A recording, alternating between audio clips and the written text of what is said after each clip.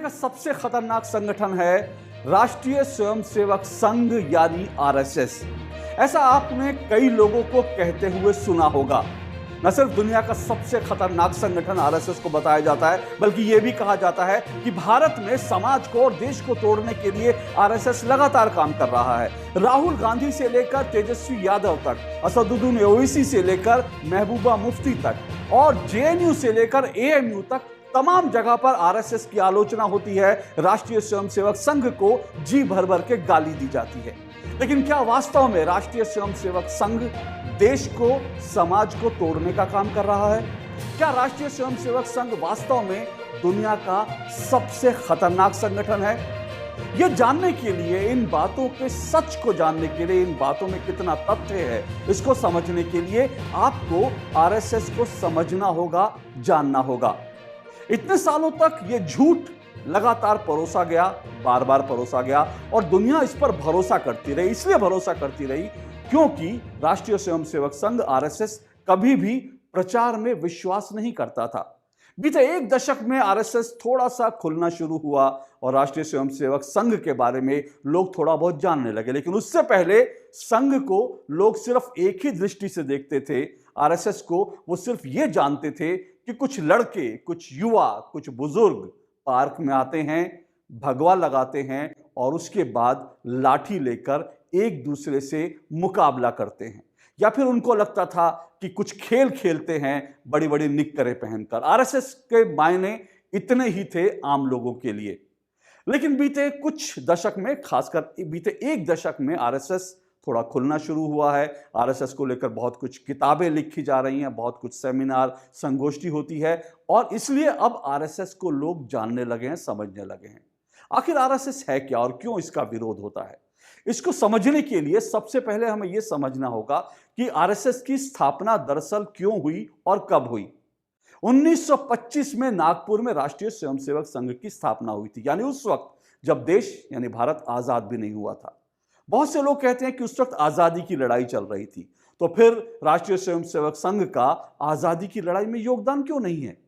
पर सच तो यह है कि 1925 में जब डॉक्टर केशवराव बलिराम हेडगेवार ने जब आरएसएस की स्थापना की थी, तब उनके मन में सबसे बड़ा सवाल यह आया था कि देश तो आज नहीं तो कल आजाद हो जाएगा। क्योंकि दरअसल 1920 और 1925 के बाद जो माहौल बनने लगा था, उसको देखकर सबको यह लगता था कि भारत जो है वो जल्द ही आजाद हो जाएगा। डॉक्टर केशवराव बलिराम हेडगेवार भी कभी कांग्रेस से जुड़े थे और स्वतंत्रता आंदोलन में जुड़े थे। लेकिन 1925 में, 1920-25 में उन्हें जब यह आभास हुआ कि एक ना एक दिन तो भारत आजाद हो जाएगा, लेकिन उनके मन में यह ख्याल आया कि भारत आजाद तो हो जाएगा, लेकिन कहीं ऐसा तो ना हो कि एक बार फिर से भारत गुलाम बन जाए। उन्होंने सोचा, इस पर चिंतन किया, विचार किया कि आखिर भारत गुलाम क्यों बना था। तो उनको लगा दरअसल भारत गुलाम इसलिए बना था क्योंकि भारत बटा हुआ था रजवाड़ों में और तमाम जो हिंदू समाज था वो पूरी तरह से बटा हुआ था, विभक्त था।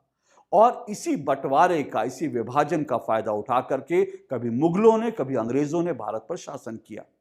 और जब डॉक्टर हेडगेवार के मन में यह भाव आया, तब उन्होंने सोचा कि अगर भारत को दोबारा गुलाम नहीं बनाना है तो फिर यह बड़ा जरूरी है कि भारत के तमाम लोग एकजुट हों और कोई ऐसी संस्था, कोई ऐसा संगठन होना चाहिए जो व्यक्ति निर्माण के बारे में सोचे, क्योंकि व्यक्ति निर्माण होगा तभी समाज का और राष्ट्र का निर्माण होगा। और इसीलिए 1925 में डॉक्टर हेडगेवार ने आरएसएस की स्थापना की थी।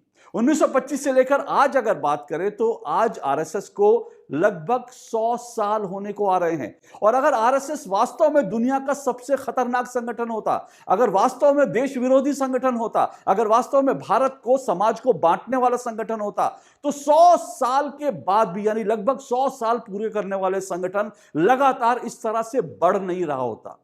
क्योंकि हम जानते हैं जो विभाजनकारी ताकतें होती हैं, जो बांटने वाले होते हैं, उनका जादू, उनके जो बांटने की जो पूरी विचारधारा है वो ज्यादा दिन तक नहीं चलती, लेकिन जोड़ने वाली विचारधारा वो ज्यादा दिन तक चलती है और मजबूती से आगे बढ़ती है। और आज स्थिति यह है कि आज जब आरएसएस लगभग अपने 100 साल पूरे जल्दी करने जा रहा है, तो आरएसएस लगातार मजबूत हो रहा है। अभी इंडियन एक्सप्रेस ने अभी दुनिया के नहीं कहना चाहिए बल्कि भारत के कहना चाहिए, भारत के सबसे मजबूत लोगों की एक लिस्ट जारी की। और उसने कहा कि भारत के जो सबसे ताकतवर लोग हैं उसमें तीसरे नंबर पर जो व्यक्ति हैं वो राष्ट्रीय स्वयंसेवक संघ के सरसंघ चालक डॉक्टर मोहन भागवत हैं। जी हाँ, तीसरे नंबर पर। लेकिन बड़ी दिलचस्प बात यह है कि इस लिस्ट में पहले नंबर पर जो सबसे भारत के जो कह सकते हैं सबसे शक्तिशाली व्यक्ति हैं वो नरेंद्र मोदी हैं, देश के प्रधानमंत्री हैं, और वो भी राष्ट्रीय स्वयंसेवक संघ से ही आते हैं। तो आप समझ सकते हैं कि किस तरह से 100 सालों में राष्ट्रीय स्वयंसेवक संघ लगातार मजबूत हो रहा है। आज पूरे देश में संघ की 60,000 से ज्यादा शाखाएं चलती हैं। करोड़ों करोड़ लोग संघ से जुड़े हुए हैं। और राहुल गांधी ने एक बार कहा था कि संघ में कभी निक्कर पहन के उन्होंने महिलाओं को नहीं देखा। ये राहुल गांधी का दिखाता है कि राहुल गांधी संघ को कितना जानते हैं, समझते हैं। क्योंकि संघ में, राष्ट्रीय स्वयंसेवक संघ में बाकायदा महिलाओं की एक अलग विंग है जिसको राष्ट्र सेविका समिति कहते हैं। और राष्ट्र सेविका समिति की अलग अलग शाखाएं लगती हैं और महिलाएं इसमें बढ़ चढ़कर हिस्सा लेती हैं। और सिर्फ राष्ट्रीय राष्ट्र सेविका समिति नहीं, बल्कि कुल मिलाकर देखें तो संघ के, राष्ट्रीय स्वयंसेवक संघ के करीब 35-36 उसके अनुषांगिक संगठन हैं। अगर युवाओं की बात करें तो युवाओं में अगर हम देखें तो एबीवीपी जैसा संगठन है जो लगातार छात्रों को जोड़ने का काम करता है। इसके अलावा विश्व हिंदू परिषद जो है, और इस तरह के कई संगठन अलग अलग क्षेत्रों में काम करते हैं। और सिर्फ इतना ही नहीं, दुनिया के 150 से ज्यादा देशों में राष्ट्रीय स्वयंसेवक संघ के कार्यकर्ता इस वक्त हैं। हिंदू स्वयंसेवक संघ, जो कि राष्ट्रीय स्वयंसेवक संघ की एक वो ऐसी शाखा है जो दुनिया के अन्य देशों में काम करती है, आज वो 150 से ज्यादा देशों में उसका काम फैल चुका है। यानी ये संस्था ऐसी है जो लगातार मजबूत हो रही है। और संघ ने अपनी स्ट्रैटेजी बनाई है, लक्ष्य तय किया है कि साल 2025 में जब संघ को 100 साल पूरे हो जाएंगे तो संघ की देश भर में 1 लाख से ज्यादा शाखाएं हो जानी चाहिए। और इस वक्त अगर कहें, बीते 10 सालों में अगर कहें, तो संघ की शाखाओं में करीब करीब 60% से ज्यादा वृद्धि हो रही है। और अगर आप आंकड़ों पर यकीन करें तो करीब करीब हर साल 125 युवा जो हैं वो संघ से जुड़ने के लिए लगातार आगे आ रहे हैं। तो ये सब क्या दिखाता है? ये सब दिखाता है कि संघ, राष्ट्रीय स्वयंसेवक संघ दरअसल एक ऐसा संगठन है जो मजबूती से देश में और समाज में काम कर रहा है, देश को और समाज को मजबूत बनाने का काम कर रहा है। क्योंकि भारत में इस वक्त राष्ट्रवाद की धारा, देशभक्ति की धारा मजबूत हो रही है। और यही कारण है कि राष्ट्रीय स्वयंसेवक संघ भी आज अपने जब 100 साल पूरे कर रहा है तो लगातार मजबूत हो रहा है।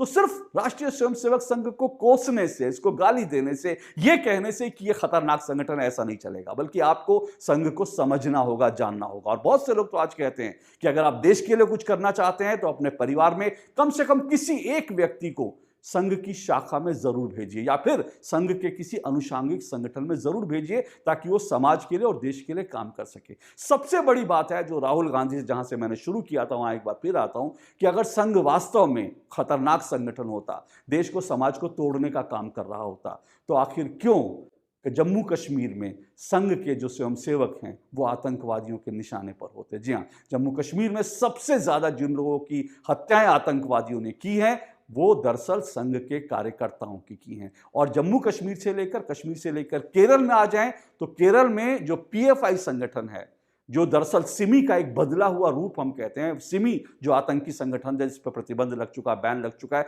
जिसका एक बदला रूप कहते हैं पीएफआई को, उस पीएफआई ने केरल के अंदर राष्ट्रीय स्वयंसेवक संघ के करीब 125 स्वयंसेवकों की अब तक हत्याएं की हैं। तो अगर वास्तव में यह देश विरोधी संगठन होता तो क्यों लश्कर ए तोयबा से लेकर पीएफआई जैसे संगठन तक राष्ट्रीय स्वयंसेवक संघ के कार्यकर्ताओं की हत्याएं कर रहे होते?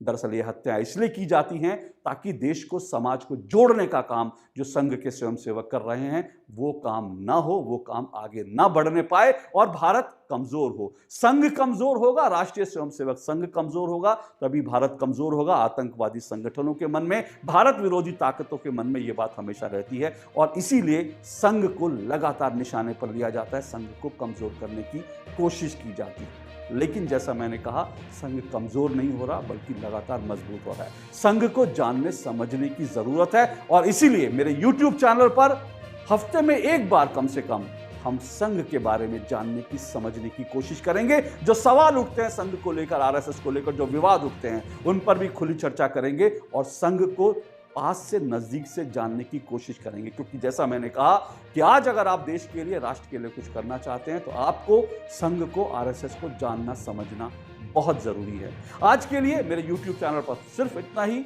आपसे फिर जल्दी मुलाकात होगी, लेकिन चलते चलते आपको एक बार फिर बता दूं, ऐसी और ढेर सारी जानकारी आपको लगातार मेरे YouTube चैनल पर मिलेगी, तो आप मेरे YouTube चैनल को जरूर सब्सक्राइब करें।